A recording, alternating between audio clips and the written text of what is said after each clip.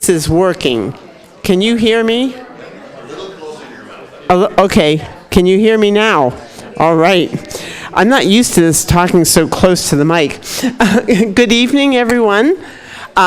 We want to start about on time. We're a couple minutes late. I'm Colleen Feige. I'm the president of the League of Women Voters Edina, and it's my pleasure to welcome you here tonight to a program on presidential nominating primary and caucuses. What are the differences? And we have a wonderful set of speakers, and I'd also like to introduce Karen Dinnan, who is the co-president of LWV Bloomington. Thank you. Oh, I couldn't figure out how to turn mine on, so. Just talk into it. Oh, okay. Thank you. On behalf of the Bloomington League, it is my privilege to welcome you as well to our event tonight. We think this is going to be a goodie, and it is our hope that at the end of the night you agree. Thank you for coming out on this cold night. We are so very grateful that each and every one of you has decided to spend your evening here. Again, a warm welcome to you all. Thank you, Karen. And I see a few more people entering, so just go ahead and take a seat. And I would all now at this time like to introduce the moderator for the evening, Kathy Sella, who is a member of the League of Women Voters Edina and an excellent moderator, I might say. So, and I hope, as this morning, Nick Harper spoke with us at our unit meeting, and I learned a lot. I hope you have the same pleasure tonight learning a lot about what's coming up. Thank you. Kathy? Okay. Before we get started, could I ask you all please to check your cell phones and make sure they are on silent? We are taping tonight's event. As was mentioned, this event was organized and is being hosted by both the League of Women Voters of Edina and Bloomington. I'm Kathy Sella. I'm a member of the Edina League, and I'll serve as tonight's moderator. Susan Clark over there on the end, who's also a member of the Edina League, and Nancy Claycomb, who's a member of the Bloomington League, will help us organize and sort the questions tonight. The League of Women Voters encourages informed and active participation in government. The League does not support or oppose candidates or political parties. The views expressed here tonight will be those of the panelists, not those of the League of Women Voters. If you have a question for our panelists tonight, please write it down on one of the cards that you were handed out at the door. Raise your hand and your question will be collected and brought up to our question sorters. If you need another card at any time to write down more questions, just raise your hand and we'll get you some more cards. We're using written questions to cover more topics of general interest in the time we have available. The question sorters will attempt in good faith to cover all the topics of interest indicated by the submitted audience questions. And as moderator, I will be asking all the questions. So let's introduce our panelists for the evening. I think I will introduce all four of them before we begin, just so you have a flavor of who's here and what's coming. And then each one of our panelists will present some prepared remarks first, and then we will turn it over to audience questions. So while our panelists are talking, it'll give you a chance to start thinking of the questions you want to ask. So we will start with, and when I call your name, if you could stand up and turn around so people in the crowd can see who we have. We first have Michael Wall. He is a voter outreach specialist with the Office of the Minnesota Secretary of State. He spends his days connecting people to the power of our representative democracy and their place in it. He helps people to learn and utilize the registration and voting processes and to educate themselves on candidates and issues. He has a professional background in secondary and higher education and relationship development. And he deeply appreciates that his voter outreach work supports the principle that your voice is your vote. Then we have Nick Harper. He is the Civic Engagement Director for the League of Women Voters of Minnesota. In the summer and fall, he helps local leagues provide voter services in collaboration with various community partners. In the winter and spring, he serves as the League of Women Voters of Minnesota staff lead for state advocacy. His policy interests cover all aspects of political activity and civic engagement, including legislative process, money in politics, voting rights, redistricting, and any other election laws. He has a JD from the University of Iowa, and he's a licensed attorney here in the state of Minnesota. We also are lucky to have with us two city clerks tonight. We have Janet Lewis, who is the city clerk for the city of Bloomington. Both our city clerks are responsible for organizing and managing all the local, state, and federal elections within their jurisdictions. Janet Lewis has been the Bloomington city clerk for 8 years. Prior to that, she was city clerk for the city of Crystal. She served on the Minnesota Clerks and Finance Officers Board for 5 years and has her master's certification as a city clerk. Sharon Allison is the city clerk for the city of Edina. She has been the Edina city clerk for just over a year, but has been with the city for more than 16 years. She has a bachelor's degree in business administration. So those are our panelists, and as I said, we're going to start with prepared remarks from each one, and then we'll go to audience questions. So first we will hear from Michael Wall about Minnesota's presidential primary. Thank you, Kathy. Thank you to both leagues for having us here, and certainly for the city for allowing us this beautiful space, which I've never been in before.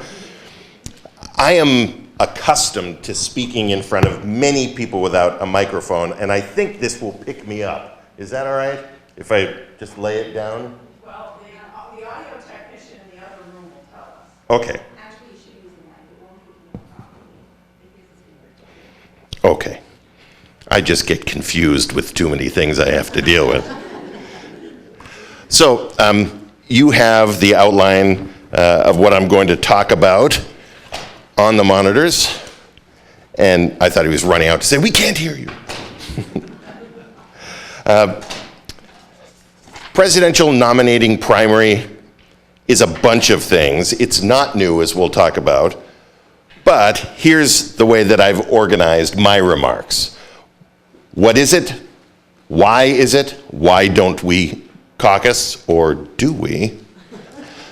Who's running it? Who can vote in it? How will it work? And will a voter's party choice be recorded? And I wish I had that music, that dun-dun-dun for that last one. That tends to be where we get a lot of questions. All right, so what is the primary? It is a regular election. It's run in Minnesota like any other election, which means, and this is a part of the change, but it means that all of the freedoms and conveniences you get normally with an election, and let's compare it to the November general election, will be available to you, unlike the restrictions that occur for participating in and attending the primary. Oh, you're very kind. No problem, sir. All right. There are 4 major parties able to participate in the primary, but only 2 chose to do it. One of the differences is that each party has its own ballot. Those of you who vote in August primary are familiar with a ballot with columns where you have to stick within a column. It's different this time, and we'll talk about that as well. And all that's there, whether you vote early starting January 17th or on March 3rd at the primary election itself, there's no other office. This is the primary for the president for the 2 parties participating, and that's all you'll find on those ballots. Why do we have this new primary? And why are there still caucuses? What's going on? That's kind of how we're confronted with it. You may remember, way back in 2016, that, and I'm interested in the audience's reaction. How many people, let's do it this way, how many people went to their caucus in 2016? Raise your hand and keep it up, please. How many of you experienced more people at the caucus than you have experienced in the past, or more than you expected? Keep your hands up. That's why. That's really why. In 2016, many caucus locations were just overwhelmed, which meant a couple of things. One, that some people literally didn't get to vote because they came in, they couldn't find a place to park within blocks of the caucus location. Or they went into the school, or whatever the location was, and lines went out, down the hallway, down the stairs, and some people left. It was, in some locations, just too much to handle.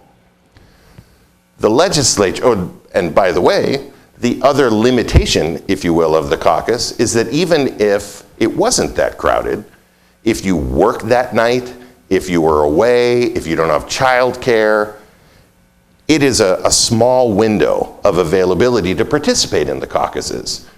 So it's great if you can, but if you can't before this new law in 2016, then you couldn't participate in the vote for who your party should nominate.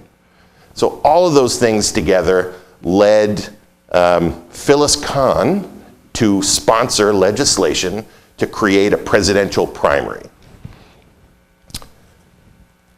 I'm just trying to stick with things here. It's not our first primary. The last primary we had was in 1992. It lasted one time, and then the legislature put it on hold and then later got rid of it. It wasn't binding, though, and that's one of the things about this presidential primary, that the results bind the election, and I imagine you'll talk about this, Nick, about election of delegates, and yeah. The last time Minnesota had a primary that bound electors was in the 50s. So it's not totally new, but many of us weren't voting at the time. Well, maybe in this room, who knows? I don't know. One of the things that concerned people about the fact that this single election was plucked out of the caucuses and put into its own election is, will people not show up at the caucuses? We are asked by a lot of leagues, actually, do you think this is going to affect the turnout? We have absolutely no idea. And maybe Nick will talk to this as well. But the decision to bring this bill and the passage of the bill had to do with access to that election. And it's why the state chose to take on the burden, the cost, and the infrastructure involved in doing an election. There are differences to the election itself from regular elections, but much of it mirrors what people would know if they went to a caucus and signed in and voted. When you show up, and here are some of the differences that exist from the August primary or the general election. When you show up at your polling place on March 3rd or you request an absentee ballot, you're going to be asked which ballot you want. That information is not private. It's not public either. When the law was passed in 2016, it was public information. It would be available to any registered Minnesota voter who is now able to purchase a voter list that exists, has for a long time, and that information was to be a part of it. I'll tell you, my boss, Secretary Simon, wanted it to be private, that no one ever saw it. The compromise, if you will, is that now, with amendments made in 2019, the list of voters and which ballot you choose, not your vote, certainly, but which ballot you asked for, will be given to the 4 major parties, and that's it. So you can't request it as a voter, you can't request it as a journalist, but it'll go to the major parties to use for the same things that any voter can use a voter list for now, which is basically politics, elections, things having to do with the list itself, campaigning. When you ask for your ballot from Party A or Party B, you may be wondering, what if someone comes in as a spoiler? They don't believe, they're not a member of that party. Minnesota doesn't have party registration as a part of voter registration anyway. But what if someone comes in and intentionally wants to get the other ballot, if you will, and vote for whatever reason for a candidate on that ballot? Well, the good news is that there's an oath. In addition to the regular oath that someone signs saying that under penalty of perjury, I am this person and I'm able to vote, and the things that I've written are true, there is an addition, which is not under the penalty of perjury, but it's also an oath taken at the same time, which is, I generally agree with the principles of the party whose ballot I've requested. That's the good news. The bad news is, as far as I know, and I'm not a lawyer, but there's no teeth to that. There is no law under which one could be punished for going against that oath. But that's the way the statute reads. All right. Make sure I can read it. Okay. Who's running it? Basically, this is a private election run by the public. By passing the law in 2016, the legislature said that access to this election is more important than just leaving it to the parties themselves to do whatever they want to do. The process of coming up with the law and passing it was a matter of compromise, because the parties aren't legally obligated to follow anything the government says regarding how they run their elections. So we could pass the law and they wouldn't pay attention to it if they didn't agree with the terms of the legislation. So that's why some of the things are the way they are, so that there is access to the election, but that the parties get out of it what they needed in the first place when they had a caucus and had within that caucus an election to say, for people to be able to express who they want their party to nominate. Some of the process is done already. December 31st was the deadline for parties to say who would be on the ballot. Both made that deadline. One party, as you may know, has one candidate and a write-in. That's the state Republican Party. And the DFL gave us 15 names, including an uncommitted choice. There was a lawsuit you may have heard about from Rocky De La Fuente that was, oral arguments were today and a decision came out today, if you didn't hear, and the court ruled that it's fine for the party to do what it wants with its own ballot, which is really what they did. So what that means is right now, early voting will start on the 17th as it's supposed to, and on our website you can see all of the names of the candidates on both ballots. The write-in, by the way, is only step one of write-in. The decision to have a write-in is one thing that needed to be put into the Secretary of State's office, but the other is who will be counted as write-in votes. That doesn't have to be put in for, it's January, a month and a half now. It's right before the election itself that a party says, here's who the names we want actually counted, so that no one has to go through and count a Mickey Mouse or anything else like that.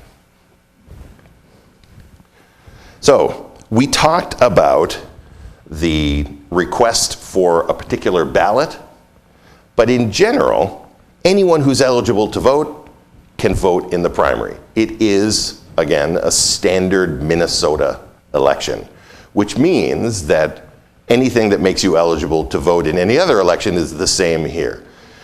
The only thing to really clear up is the matter of being 18.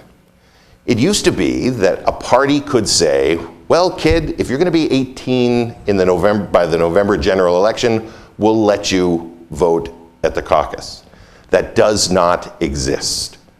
because it is a standard election, that young person that voter must be 18 by March 3rd to participate. Even if they're 17 now, but they'll be 18 in November in time for the election.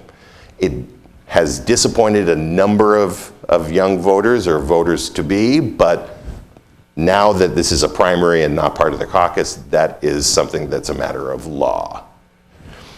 The good news is that if you are going to be 18 by March 3rd, you still can vote early absentee before you're 18, as long as you'll be 18 by the day of the election itself. And that's not new either.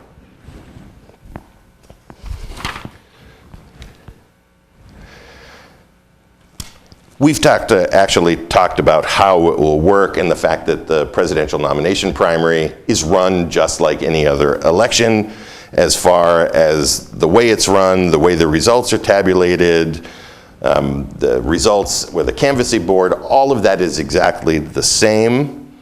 Public notices, sample ballots, everything. Time off from work. And we talked about the fact that separate ballots are printed for each major party, so we don't have to talk about that anymore. We talked about the pledge, the oath, and signature on that. Well, this is great, we're just cruising here.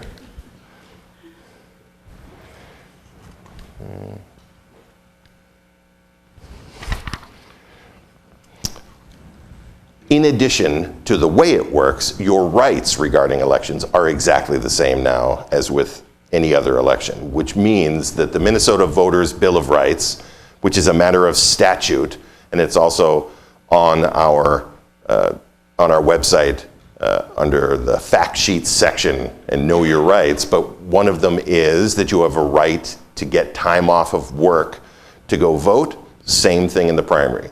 So any rights you have in any election, bringing someone in to help you, any of that, those are exactly the same. We talked about binding electors. And we talked about write-in. This is great. And we talked about the choice of ballot being recorded and who it is available to.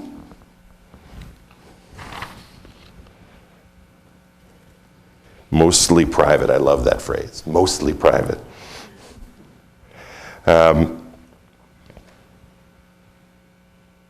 Yep, we talked about that too. Is it constitutional for the state to require voters to publicly declare a party preference? I'm not a lawyer, but there is a case which is up here, and I'm happy to get this presentation to anyone. It's also on the hard drive of the computer we're using. But there is a case that said, yes, it's fine. And that's what our office is going by as far as interpretation. Yes, the state voting system is used to run the election, but the parties are entitled to choose nominees according to their own rules and procedures. And as I said, the law was a compromise of sorts, and I think that's a good way to look at it.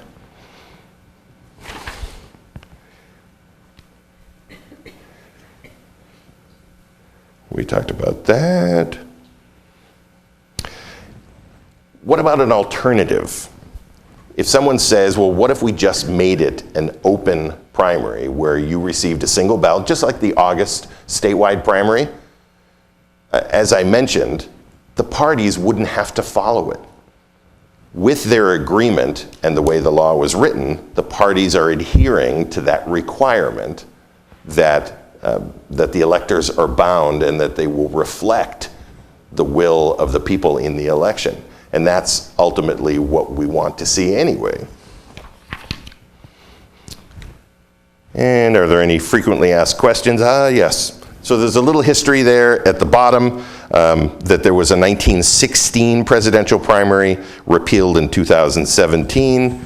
That 1992 repealed the same, well, put on hold the same year. Primaries have not been popular in Minnesota for choosing a presidential candidate. And 52 and 56 were binding, and that was repealed in 1959. Why? I don't know. But I can tell you two things for sure. One is that Minnesotans are loyal to a caucus. So if it means no caucus, then people are going to be very unhappy. But this doesn't mean no caucus, and Nick will talk about that.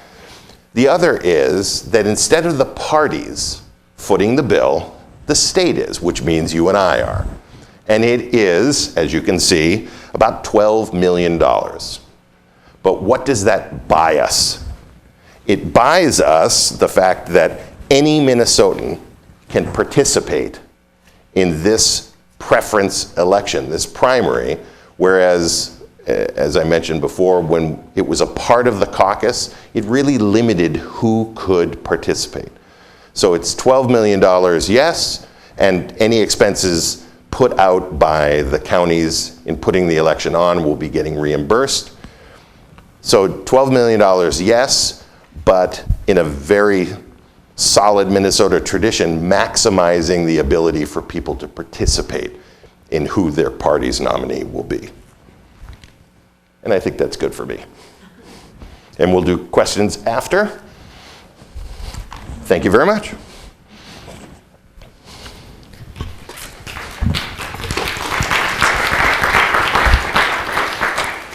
Next, we'll hear from Nick Harper, who will talk about the caucus system.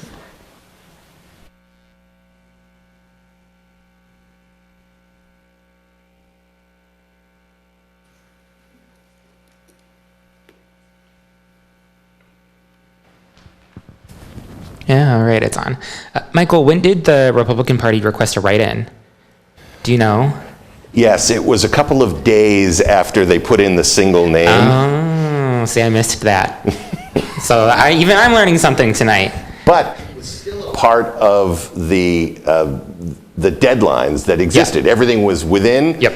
But some of us couldn't wonder but ponder on would they have mentioned a write-in at all if the backlash wasn't what it was. Yeah, but if you were at the thing that I spoke at this morning, I was wrong. There is a write-in option. So, okay.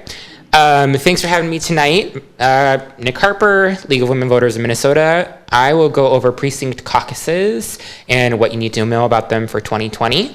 They are an excellent way to get involved in the political process. And if you are new to political parties or interested in political parties, precinct caucuses are a great place to start. A little bit about the League of Women Voters. I won't go over this, but we're nonpartisan. We do want to educate the public on how to be part of the political process, but we do not support or oppose political parties or candidates. What is a precinct caucus? So a precinct caucus is essentially a local meeting by the political parties. I'm going to move forward a little bit here so I can see these screens better. They are not run by the government. They are run by the parties. So that is something that a lot of first newcomers get confused about. They think that this is a state-run meeting, and it is not. It is run by volunteers of a political party. The caucus is the first, the precinct caucus is the first in a series of meetings for the political process that leads up to state convention and national convention.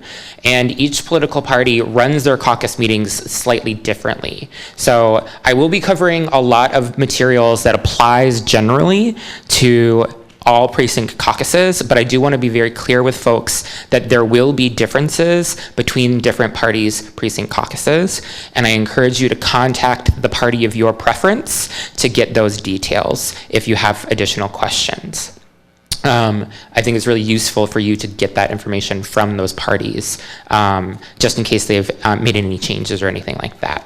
And I'll have the contact information for those parties on a slide here in a minute. So, when and where are precinct caucuses? They are Tuesday, February 25th, 2020. They begin at 7 p.m. sharp.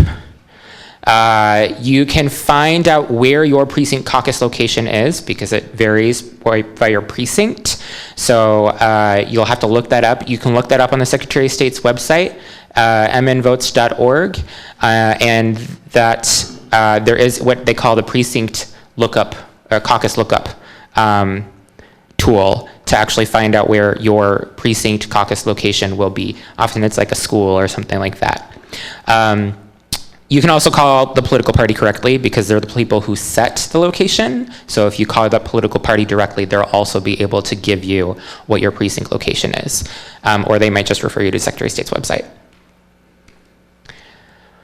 What are the major political parties in Minnesota? So under the law, really, precinct caucuses are intended to be for major parties. Now, we do technically have 4 major parties in Minnesota after the 2018 election. We have the Democratic, in alphabetical order, we have Democratic Farmer Labor Party, Grassroots Legalized Cannabis Party, Legal Marijuana Now Party, and Republican Party of Minnesota. We also have some minor political parties. We have the Green Party of Minnesota, Independence Party of Minnesota, and the Libertarian Party of Minnesota. So the differences are that major parties are required to follow certain rules regarding precinct caucuses that are set by law, like you have to start at 7 p.m., for example. But there really are very few rules that are set for the caucus process. So pretty much everything else is up to the parties on how they want to run their caucuses. Minor parties often don't even have precinct caucuses. They have other ways that they do their business. So if you're interested in a minor party, call them up and see what their process is for, getting to a national convention or whatever that you're interested in. So who may participate? Anyone may attend and observe. So you don't have to be a citizen, you don't have to be 18, you don't have to be, etc. Anyone is allowed to attend and observe a precinct caucus meeting. However, to participate, you must be eligible to vote in the November 2020 election.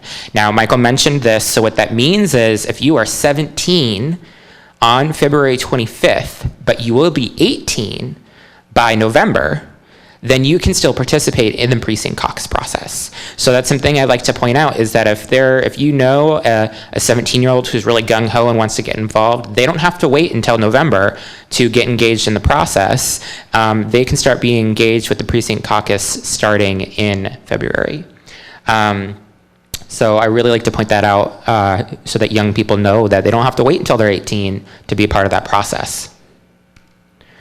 Do you need to be a registered member of the party? No, Minnesota does not have party registration. If you're from another state, you might be from a state that has party registration. We don't have that here. But to participate, you do have to agree with the principles of the party stated in the party's constitution, very similar to the same kind of oath that you take when you participate in the presidential nominating primary. So the same concept as you're going to the party that you actually agree with. You're not maliciously faking it, trying to go over to, go to a caucus meeting where you don't actually believe in the party. Really, what we tell people, because not everybody really understands what it means to agree with the principles of the party as stated in the party constitution. Simply say, do you believe in the basic ideas that the party supports, the basic principles? If you say yes to that, then feel free to participate in that party's caucus. And there may be voters who say, well, I kind of say yes to more than one party. Then that would really be your option to figure out which one you want to go to. You can't go to more than one, but you can make that decision on which one you want to go to. What happens? So there are a couple different things that happens at a precinct caucus. First, participants choose volunteer leaders who will organize political activities in the precinct. So this could include maintaining contact lists, holding political meetings, and helping with campaign efforts. And this is at the precinct level. We usually call these precinct officers. Right at the beginning of the meeting, you will actually elect the chair of the precinct to actually run the meeting, for example. So that's the first thing you'll probably do when you go to a precinct caucus. In addition to that, you will also discuss ideas and issues, and what that turns into is you end up presenting what are called resolutions. So you will essentially propose a resolution, and we'll go over what that is and what that looks like, but essentially a statement about an issue or a policy. And you are trying to convince the other attendees at the precinct caucus to support that idea or policy or statement. And what happens is if it successfully passes in your precinct, then it will go to the next stage of the process. And I'll explain what that next stage is here in just a second.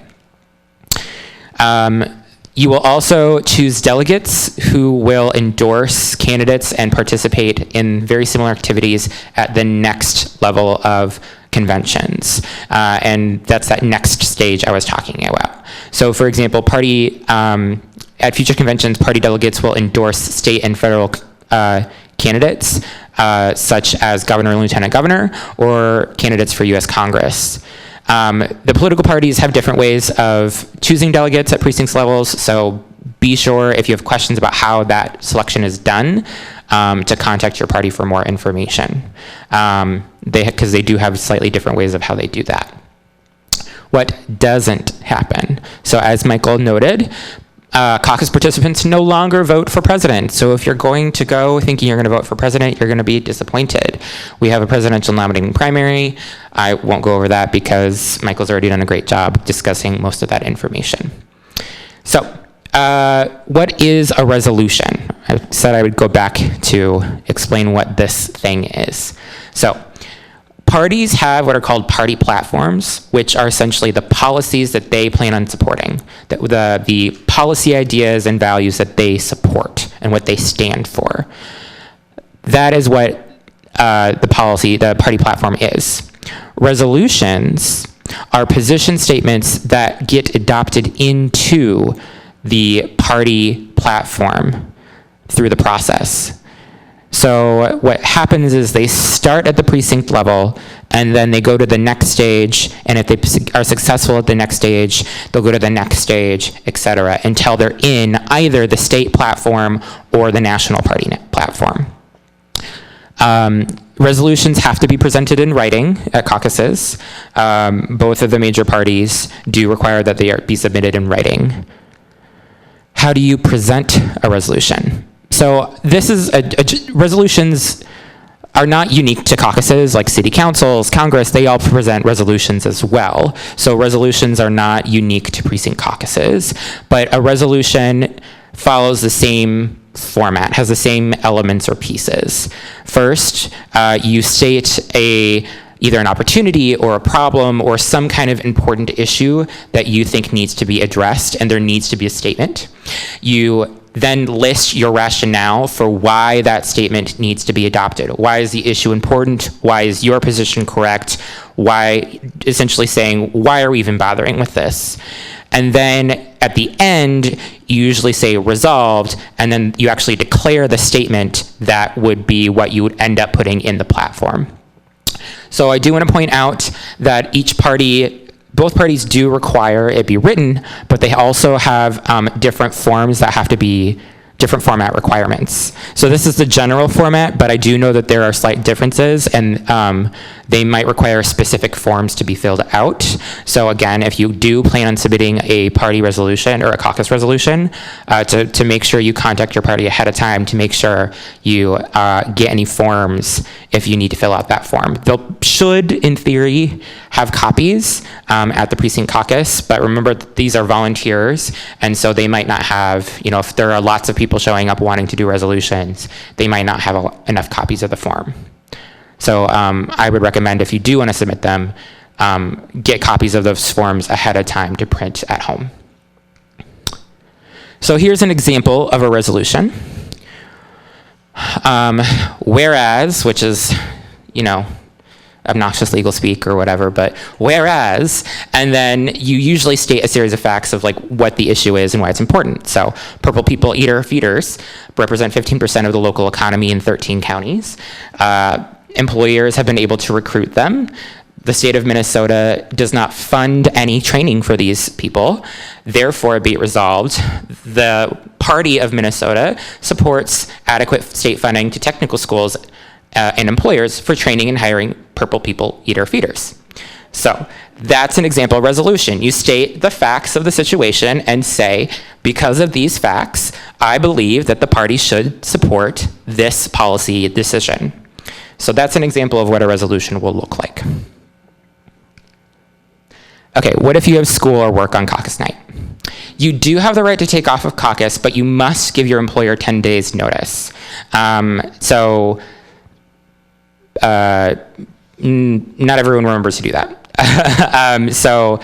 But I do want people to know that you do technically have the ability to request time off if you give 10 days notice to your employer. If you have school, theoretically, public universities, community colleges, and public schools are not supposed to be holding classes or events after 6 p.m. on the evening of precinct caucuses. So things are supposed to be done by 6 so that people have plenty of time to be at their precinct location by 7. What if you have accessibility needs? Under the law, major political parties are supposed to make reasonable attempts to provide you an interpreter by request if you are deaf, deafblind, or hard of hearing. And if you are visually impaired, you also have the right to ask for written caucus materials ahead of time so that you have the ability to either make that a larger font through a copy machine or use other assistive options in order to make sure that you have access and can actually read the materials that will become available. Okay, so what are the next steps after a precinct caucus? Because I've shown you what a precinct caucus is, but you're probably interested, okay, but why? Where do we go from there? Why is that important? So precinct caucuses, like I said, are the first step, and then things filter up higher and higher through the party process. So you start with a precinct caucus, where you'll elect unit delegates and local leadership, adopt resolutions that will be then considered, and if they're successful, they'll move on to the next stage. The next stage is what's called Basic Political Operating Organizing Unit, which is a very interesting legal term. That's the actual words they use in the statute, but essentially means either your county or your Senate district. That's almost always what the BPOU is it's a county or a Senate district convention. And you'll do very much the similar things. You'll elect leadership for that district. You will consider candidates for local elections. So you might endorse a district, someone running for Senate. You might endorse someone running for county commissioner. You'll also consider resolutions. And then you'll also elect congressional district delegates. People then go to the congressional districts. Congressional districts, so CD8, CD1, CD2, do very much the same thing, elect leadership for that. Will consider resolutions again.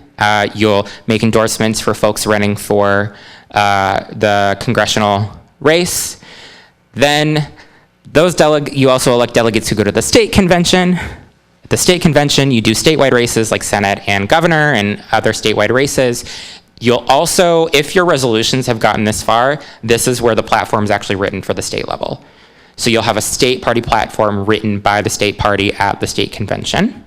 You'll also nominate delegates who will go to the national convention, and the national convention is where they will elect national leadership, party leadership, and create a national party platform, and then also, and finally, do an endorsement for the presidential nominee. So whatever you voted for in the PNP that Michael covered, those results are used by the party at the state convention level to decide who and for what candidates to send to the national convention. So that's how this all fits together. Okay. Again, remember, caucuses are run by the parties. So elections are run by local election officials and state government election officials, folks like Michael and folks like our other panelists who are wonderful and work very hard. But they are not doing anything with the precinct caucus. So every aspect of that precinct caucus, whether it be the meeting agenda, how well the meeting is run, whether there's parking spaces, whether it's accessible, those were all up to the responsibility of the precinct chair and the party. I know for a fact that people have had concerns and complaints and questions, and they've called every election official under the sun. They've called Secretary of State's office. They've called the league. And essentially our answer is, that really stinks. You have to call the party. Because it is run by the parties, and so it is all up to them. If there's a problem, it's really their house to clean. Okay. If you are interested in learning more about a major political party's precinct caucus process, like maybe you want a form or you want to know about how they're going to elect their, designate their delegates at the state convention, this is the contact party for those major parties in alphabetical order. You can also find this on the Secretary of State's website, of course. And then if you say, I don't really have any interest in those major parties, I'm definitely interested in a minor party, this is the contact for the minor parties in alphabetical order in case you want to see what their processes are for, say, a national convention and reaching the national convention. And if you have any questions about any election-related things, you're always welcome to contact the League of Women Voters of Minnesota. Your local leagues are also a great resource as well, so we're always here for you. So that is the quickie on the precinct caucuses.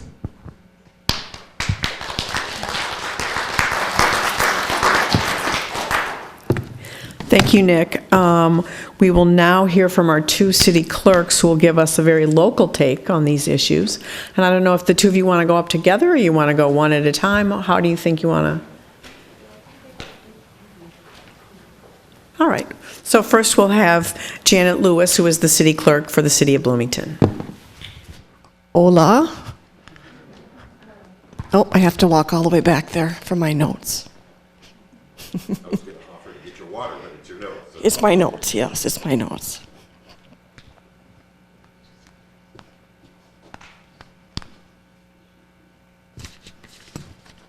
You're just building the anticipation, aren't you? Yes, I am. Drum roll, please. So I'm Janet Lewis, as they mentioned, the moderator mentioned. I love public service. Just love it. Been doing it for over 20 years. And every year, in every election, I learn something new. We are really ground zero when it comes to administering our elections. And some things with Minnesota, we really believe strongly in voter privacy. People take that very seriously. And we do have the state laws to support it. I want to address that to reassure everyone who is living in Hennepin County that if you choose to vote on March 3rd, or you choose to vote early, that Hennepin County has done a fabulous job of making sure that your selection, your major political party selection, is nonverbal. So if you vote early on your application, you will simply check the party of your preference, okay? And then you will hand that to someone else who will enter that information into the state voter registration system. And they will put everything into a secrecy folder. They'll go to the ballot judge. The ballot judge will simply look at the application to see what has been checked and issue that ballot in a secrecy folder, okay? Along with some envelopes if you're voting absentee. Otherwise, with direct balloting, we forego those envelopes. Ultimately, we're trying to keep voter privacy, even with the major political party choices. I have concerns as a city clerk. I don't know about Sharon, but you know what the major political parties are going to do with that information after they have it. And I would support legislation that would limit the use of that information. But I do like the nonverbal process. If you go to the polls on election day and you check in with a poll book judge, in Hennepin County we do have that. We don't have paper rosters any longer. The poll book judge will turn the screen around after they have found you, and they will ask you to touch the political party of your preference. There will be no words exchanged. You just turn the screen back around. The voter signature certificates and things like that will print, and the voter will go take that information to the ballot judge and receive the ballot. We don't have to actually say out loud what your party is, and so we're trying to keep things very private for individuals in Hennepin County. The other thing I wanted to talk about was voter education. And I appreciate the Secretary of State's office in having that. I can't stress it enough how important voter education is about the PNP, because there's going to be confusion, and we would like our polls to be calm, politically neutral as much as possible, as we're called to have them be. And so making sure that everyone has the information they need for how to vote in the PNP and how their information is going to be used is really important. And to reassure Minnesotans that their vote is very important, and we want to maintain voter privacy as much as the law will allow us. So voter education is really key to that. As a city clerk, I really want to promote early voting. I don't know, I was married on March 3rd, and there was a blizzard that day. And the weather can be volatile. We just never know when we're going to have weather events. And so I'm encouraging Bloomington voters to come out and to vote early and pick a day where the sun is shining and you don't have to go to the polls on Election Day. Now, many people prefer the polls on Election Day. They believe in that process, and that's great. But to have as many people as possible cast their votes early would probably be very beneficial. The last thing I want to talk about is the recruitment of election judges. So we are struggling to find election judges as city clerks for individuals who would like to help with the voting process, whether it's early voting at City Hall or it is helping at the polling place on Election Day. We particularly need a specific type of judge who is affiliated with one major political party, so that we can achieve party balance at the polls, all right? And so I know that Sharon has the same issue. But I am looking forward to see how this primary works itself out, what the voter turnout's going to be, and we're planning for good voter turnout. I think that it'll be a really important, a key aspect for Minnesotans to see how this is going to work out, and can we make it be successful? And I believe we can. All right, I will hand this over to Sharon now. Hello, thanks for having me tonight.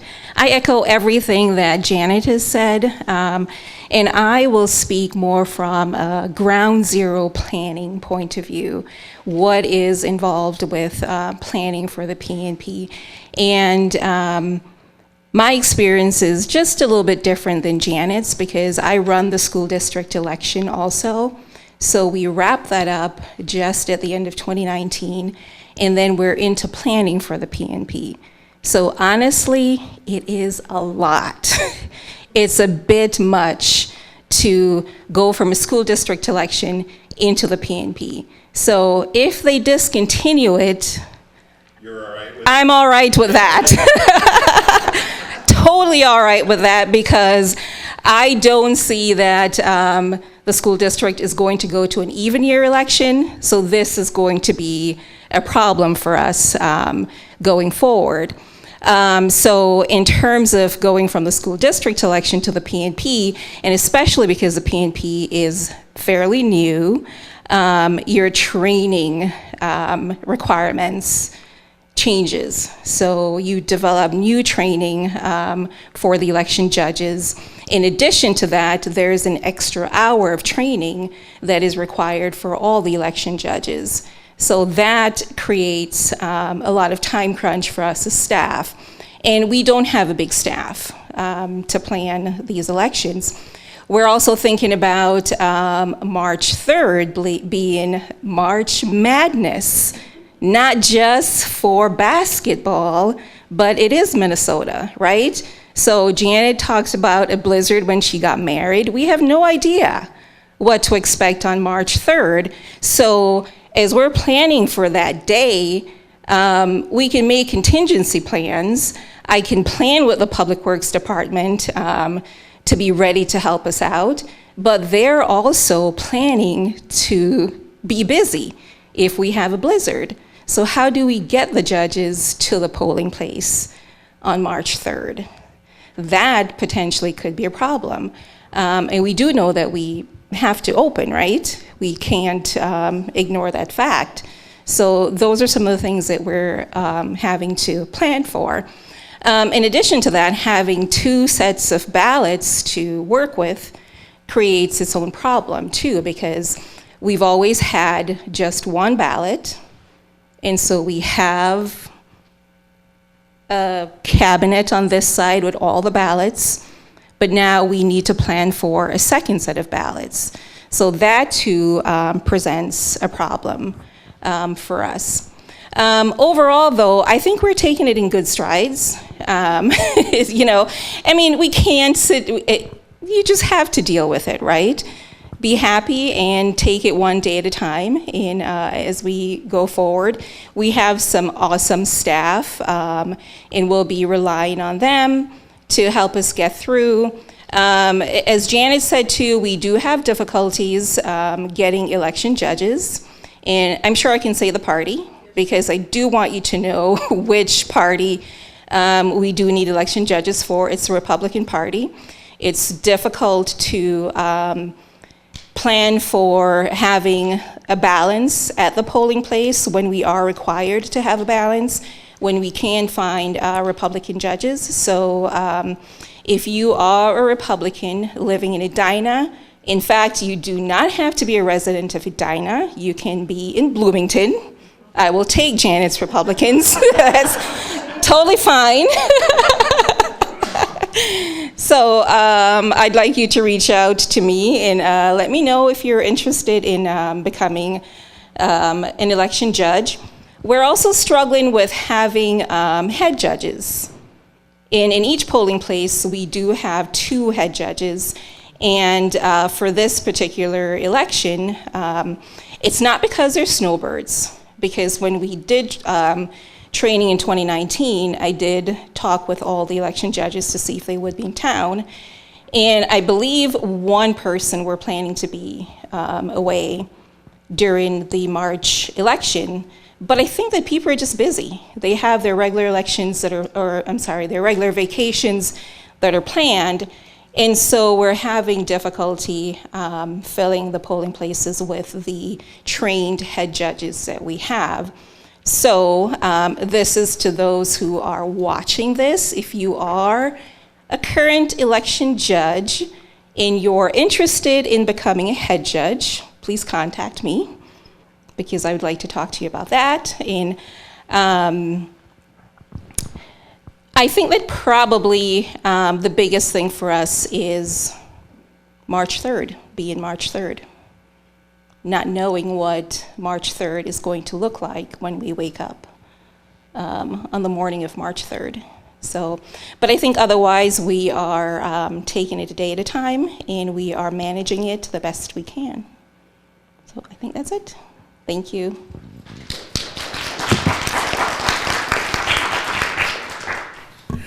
All right, now we're going to go to audience questions, and I'll ask all the panelists to come up here and sit back here. You'll all have an individual microphone. And I will say, if you've written a question, just kind of wave your card, and we'll get people who will come and collect those cards. Maybe Colleen, you could help collect the cards around there, and we get those over to our question sorters. I will say that as we ask the questions, we'll open it up to any and all of our panelists for whoever wants to chime in to answer the question. So do we have some questions to start here? Kathy, may I say something before we get to the questions? Yes, you may. I just want to add to the excellent information that you received from our clerks that another recruitment opportunity that builds for the future are student election judges. 16 and 17-year-olds in Minnesota are legal and able to participate in election judge work under the supervision and restriction of the particular head judges, but getting those students involved at 16 and 17 means that election judge recruitment is going to be a lot easier in the future, and that you don't really have to worry about 5 or 10 years from now, when a lot of people who are currently election judges may not be interested or able to do it. So student election judges, thank you very much. And they do get paid. And if I may add that our students in Edina are very involved, and we have been recruiting student judges, and it's going fabulous. Okay, our first question. At a precinct caucus, what happens if no one wants to sign up for local leadership? Ask your party. There might be a lot of answers that are ask the party. Because that's not unusual to find a lot of hesitancy for there to be leadership at precinct levels. Often there's a lot of convincing to get people to make that commitment. Because a lot of people show up to a precinct for a one-day activity, and then they find out that really there are some, the party's looking for folks who might have some more long-term dedication ability. So, in theory, the party would find some way to manage that, but I don't know any particulars. I haven't had personal experience with that happening, so I wouldn't know what the parties have in plans for those situations. Okay. Is there anything that will stop the parties from publishing the lists of a voter's declared party? I'm not a lawyer, and I love to just pepper with, I'm not a lawyer. What the law says is that the use of voter data is restricted to 3 things: campaigns, elections in general, and law enforcement.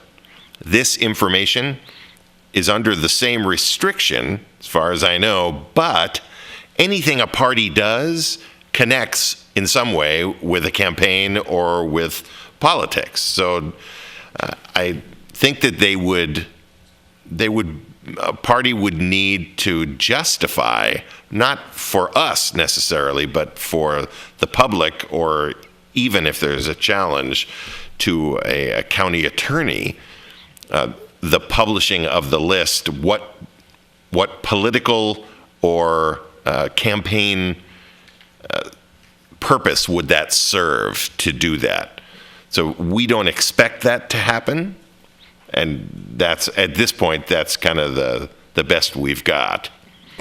I'm actually going to disagree a little, because there are restrictions on how to use voter data, but it is for the information held in the public voter list. The party preference information is technically a separate statute.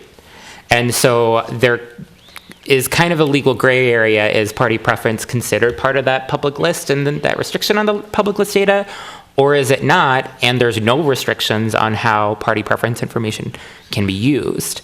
So I do think Secretary of State's office has publicly stated that they are looking into ways to make restrictions. There are lots of states that have restrictions on how voter information can be used, but also states that restrict how party preference information can be used once it's sent to parties. So I do think that that is a concern that some voters have, is what happens to my data once the party gets it. And it is kind of a gray area on whether or not they can or can't do anything with it. Well, let me follow up with a question. Yeah. And this I don't know. Mm-hmm. But the list of people who sign in at a caucus, mm-hmm. As far as I know, there's no legal restriction as to what the party can do with that list. That's also true. So that's a good point, is that when people sign into a party caucus, which I did leave out of my presentation, but when you go to a precinct caucus, you are supposed to sign into a caucus precinct list with your name and your contact information.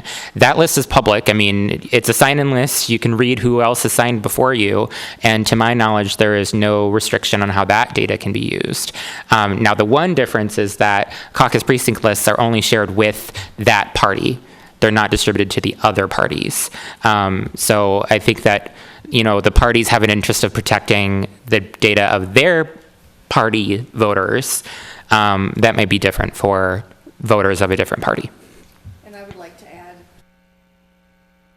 Turning it on. I'd like to add that it's important for anyone viewing this and the audience members that to contact your local legislators to visit options and ideas on what restrictions they should impose for the parties with this data. Thank you. What do you do if you don't want to vote for the one candidate listed on the Republican Party's ballot? Do you not vote? I'll answer that question. If you don't declare a political party, you will not be allowed to vote. So when you enter the polling place, you have to declare a political party.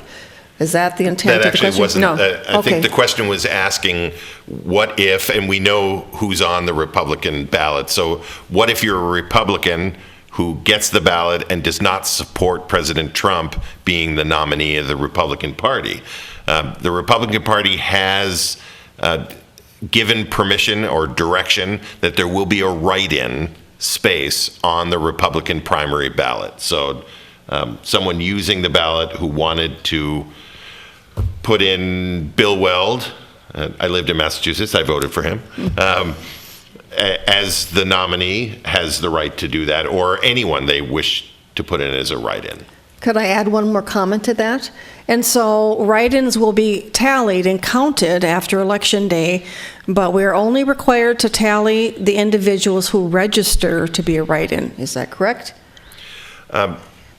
In addition, the party is directing whose name actually gets tallied. And that will be provided to the Secretary of State's office. Yes, Yes. exactly. Yes. And I think just to clarify a little more, there will be a general number of write-ins. Yes. But then also for the names of the people who the party allows the write-in numbers to be counted, there will be write-in numbers for those write-in candidates. Yes. So there will be a general write-in numbers for specific candidates the party has notified, and then if there are other names that were written in that weren't on that list, those are not counted, or they're not listed, but you can get a sense of how many those were by comparing the numbers. Yes. Thank you. Okay. Can you open a poll without a head judge? And could the two head judges be, say, an independent and a Democrat? Or do you need a Democrat and a Republican? We could open a polling place without a head judge. We would need the judges who are there to be absolutely on top of their game and be able to manage the polling place and be willing to do it also. Not everyone is willing to take on that responsibility that comes with being a head judge. You do need a Republican and a Democrat because those are the two major parties for party balance. If I could add one more thing. A head judge is the lead election official in a polling place.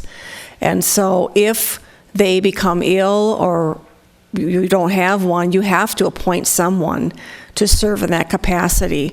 And most city clerks have a head judge assigned and then an assistant head judge assigned in the event that one of them could fall ill or have an emergency, so you still had someone who could lead the polling place. Okay, as long as we're on election judges, we'll do another election judge question. Do you have to be 16 or 17 to be an election judge, or can you be 14 or 15? Student election judges are 16 and 17 years old. All right. Can you talk about why there is no mail-in absentee ballot in Minnesota? Is it just cost? They were wondering if there were some smalls or towns where everybody just does a mail-in ballot. So I want to make sure I understand the question. There is a mail-in absentee ballot.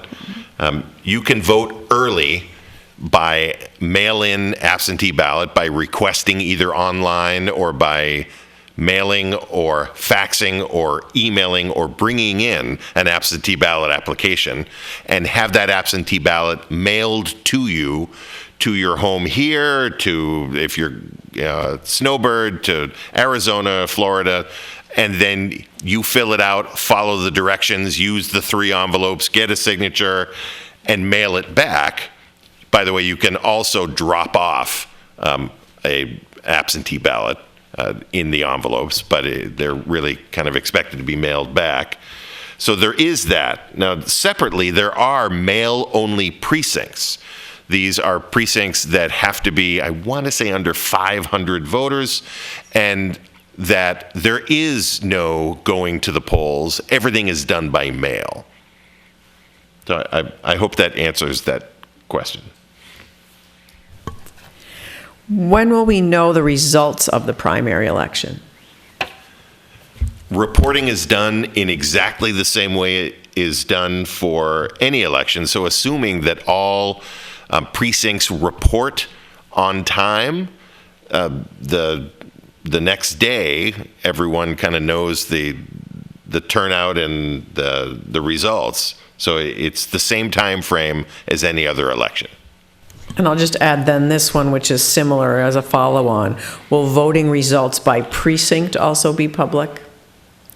The answer is yes. And if I could add on to what was said earlier, and so what happens is our election judges, they will transmit their election results from their polling places to Hennepin County through a secure network. And then at the same time, we will be uploading the absentee voting results, and the 2 results are merged together. So that takes a little while to have that done, but generally we will see unofficial results within an hour and a half of the polls closing.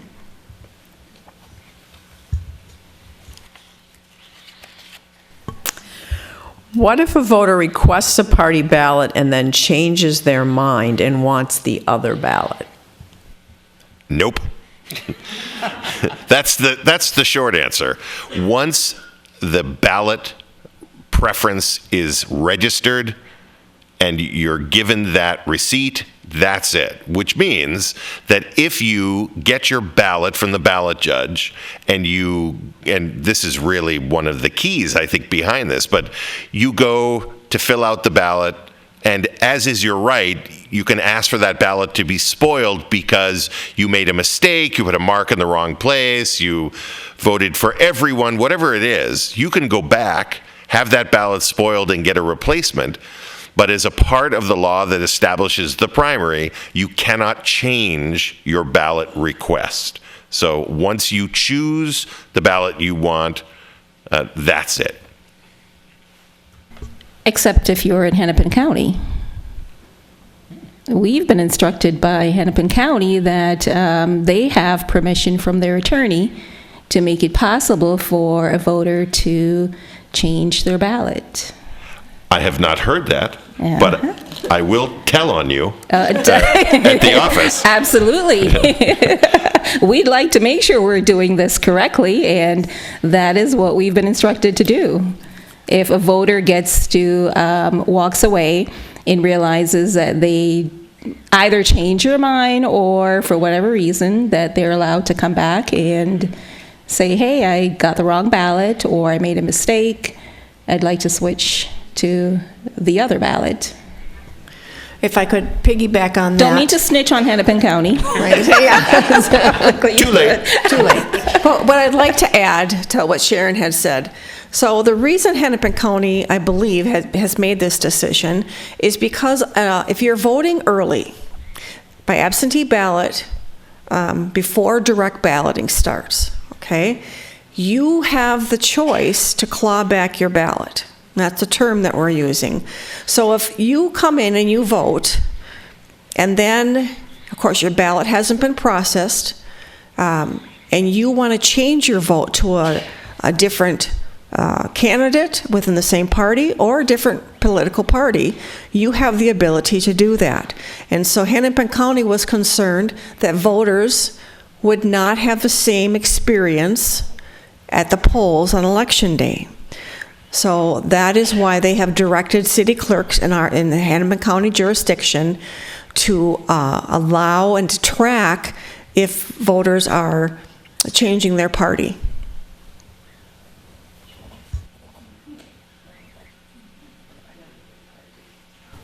Thank you. And this may be something that nobody can answer, but we'll see. What is the estimated cost per primary vote for this election?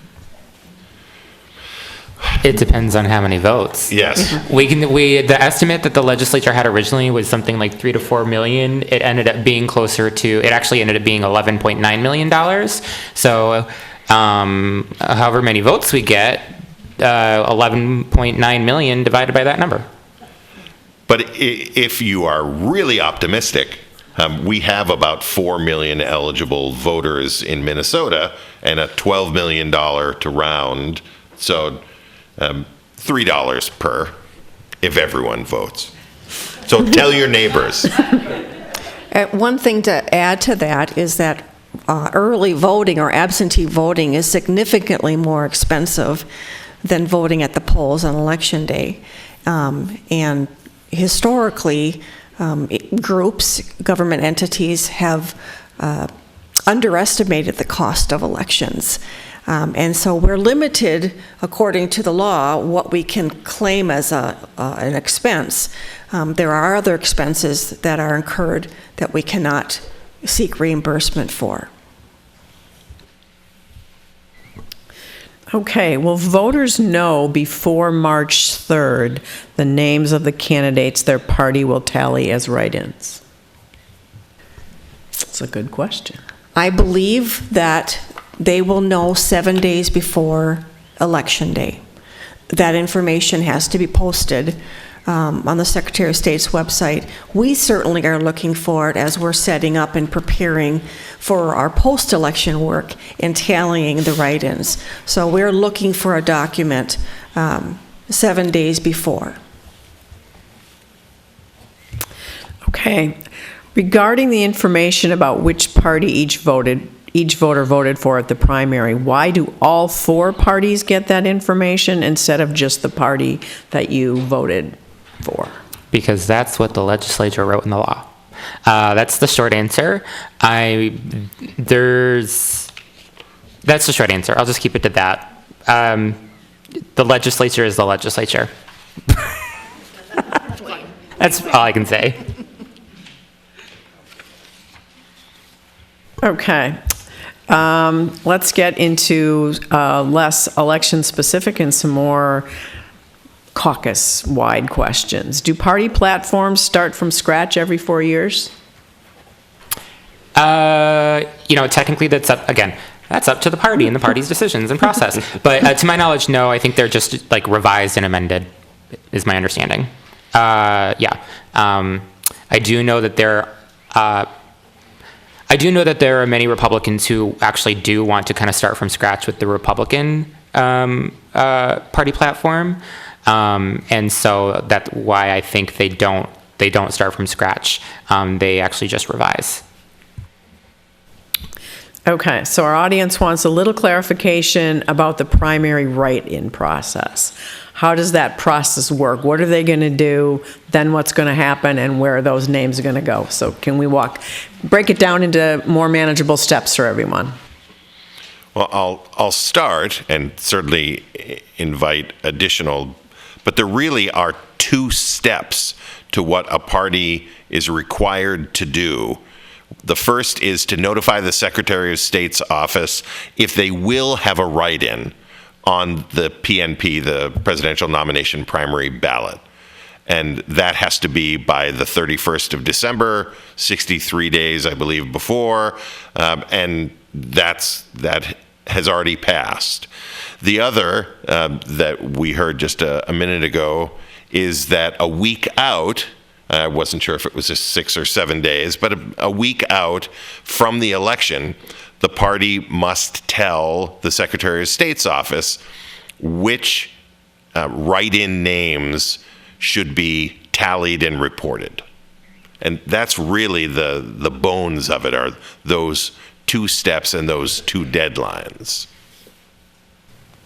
So then once the individual cities or election units tally those names, then what happens to them? Well, first I'd like to take a couple steps backward. So when you have those lists, voters can certainly write in other names, but they wouldn't be tallied. And that means that they need to write the name on the line and fill in the oval circle, so that their ballot, that write-in, will be counted by our ballot counters. After that, Hennepin County, in this instance, they will provide graphic images. They'll provide TIFFs of all the ballots, and we have to go through manually each ballot to see the write-ins that we have to tally. And we do it by one office at a time. I'm not sure how Sharon's office might do it. And we have to tally that and record that information so that it's part of the canvas. Do you want to add anything? We do a similar process as you do in sitting down and actually counting those names and tallying them. And just as a matter of language or vocabulary clarification, when we're talking about counting, it means that a vote was cast. So how many votes were cast in that precinct versus tallying how many votes for a particular name as a result.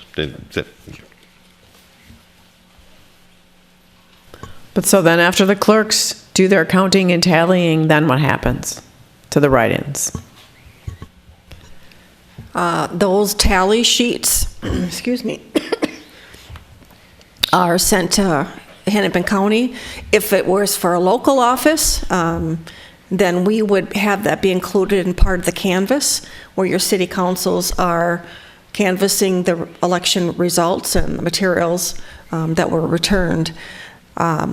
But otherwise, it goes to the county, and they would have it be part of their canvas. So it's part of the official record. Could we step back and explain for people in the room who don't understand what a canvas means, that we explain what that is? Sure. So a canvas is when the government unit, the body, excuse me, for example, local would be our city councils or your school district boards.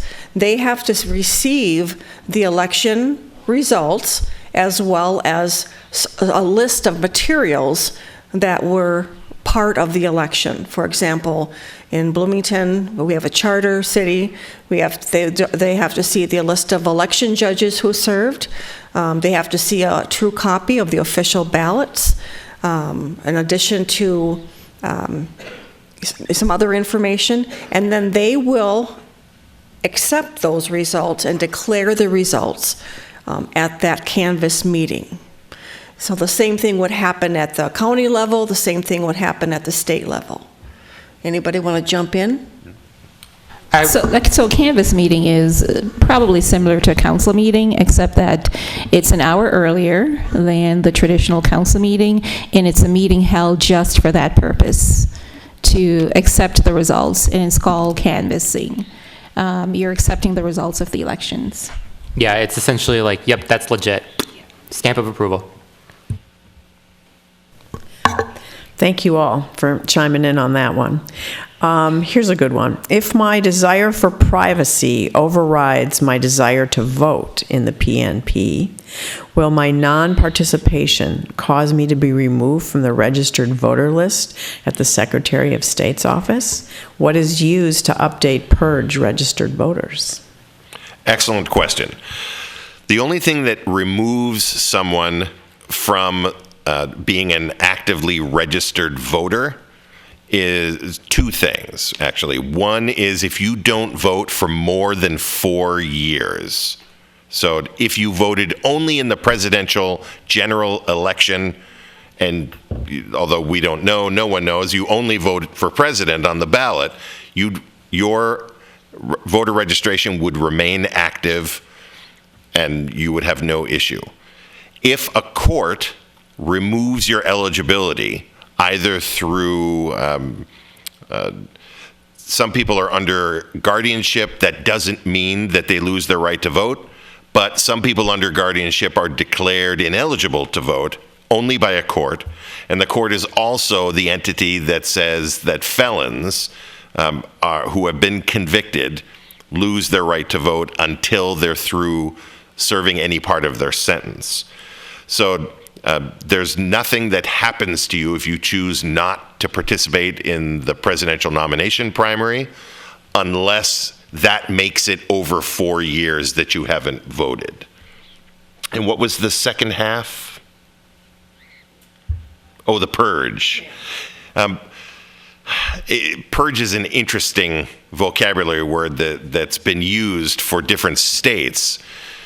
Inactivity of over 4 years basically flicks the switch to off of you being registered to vote. You're still in the statewide voter registration system. You're just not registered to vote anymore. And the remedy for that is registering to vote.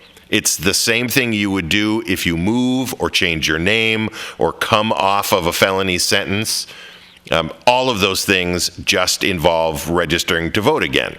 And a wonderful thing about Minnesota is if you show up at the polls and for whatever reason you are not registered, you have the ability to register the day of the election. But if you vote every time, you don't have to do that. That's right. And don't move, and don't change your name, and don't get convicted of a felony. Yes.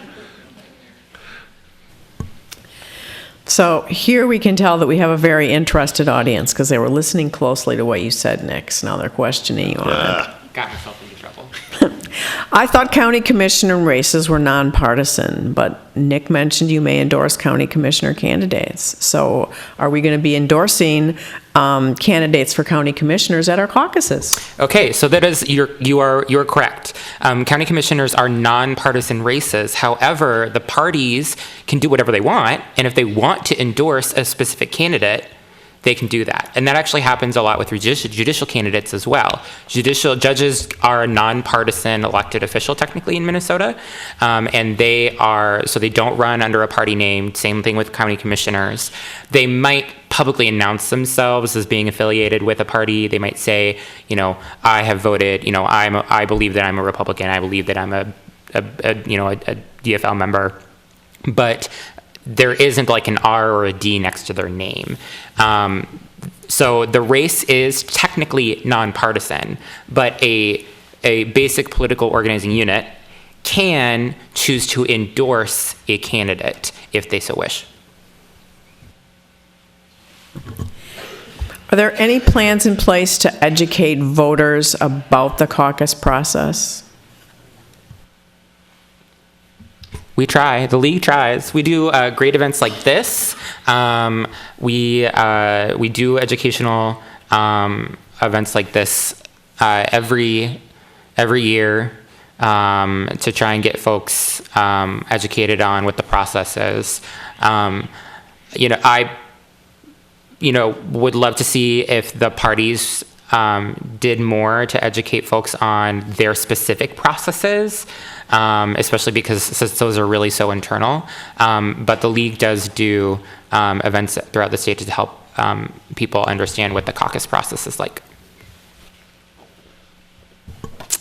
So we have at least one voter who wants to be very specific about, can you tell us what those primary ballots are going to look like? So when we get to the polling place, what are we going to see? Are they going to look the same as the ballots we've been seeing? Or just walk us through that so we won't be surprised.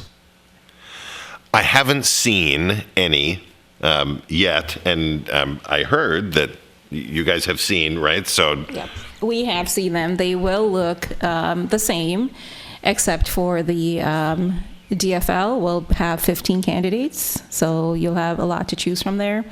And we will have samples posted. If you vote absentee, we will have sample posted here in City Hall.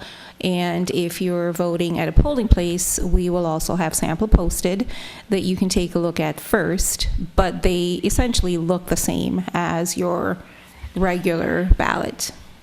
And the Secretary of State's website has a What's on My Ballot link.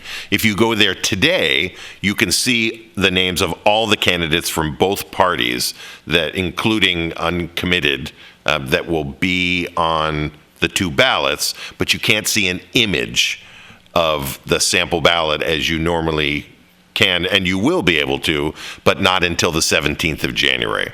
That's when the sample ballots themselves, even though the names are all set, the sample ballots themselves are released by the 17th, 49 days before the election.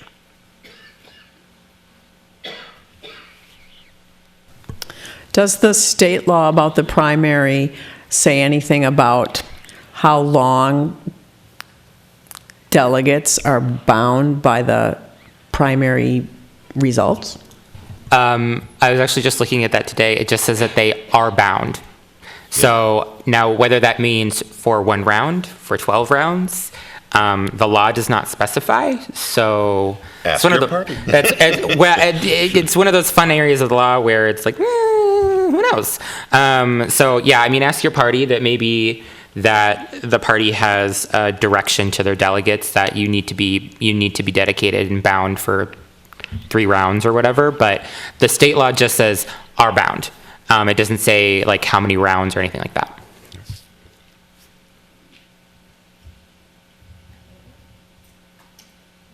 Thank you. It looks like you have answered all the audience's questions, which is wonderful. So thank you very much to our panelists who've helped bring us some clarity to what will be a new election experience for all of us. And thank you to our audience for attending, listening, and submitting questions. This concludes our presentation. Thank you.